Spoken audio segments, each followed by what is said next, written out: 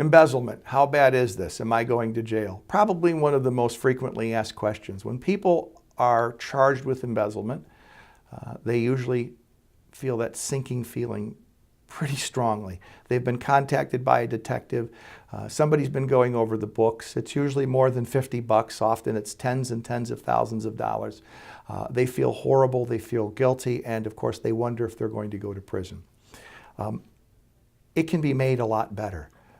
You can be kept out of jail quite easily. And in fact, the key thing in an embezzlement case is not only to protect the client from going to jail, which is fairly easy to accomplish, but protect his or her records. If things are done correctly, sometimes we can keep the entire matter off of a person's record, but very often we can take something like a felony embezzlement charge and have it at least reduced to a misdemeanor charge so that it doesn't look as bad and doesn't affect a person as badly.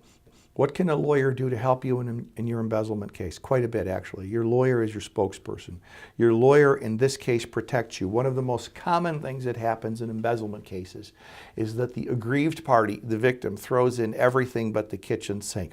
If someone owns a business and they've had $12,000 or $15,000 embezzled, after a while they get calculation fatigue and they're not worried about rounding out the penny. This check was for $32.77 and this one was for $142.85, and they just start taking anything that doesn't look right and throwing it in there. So your lawyer needs to protect you from that. No one else is. The prosecutor is not going to double check the numbers to make sure that you're not being overcharged. Your lawyer also has to protect you from being overcharged criminally. Your lawyer must keep you in good graces with the court to keep you out on bond, must negotiate with the prosecutor, and knowing how to negotiate is important. At the end of the day, you want to not go to jail, you want to pay this back, and you want to pay it back in a way that allows you to feed your family. So that's really the crux of the matter, to protect you and your interests and make sure you get out of this as painlessly as possible.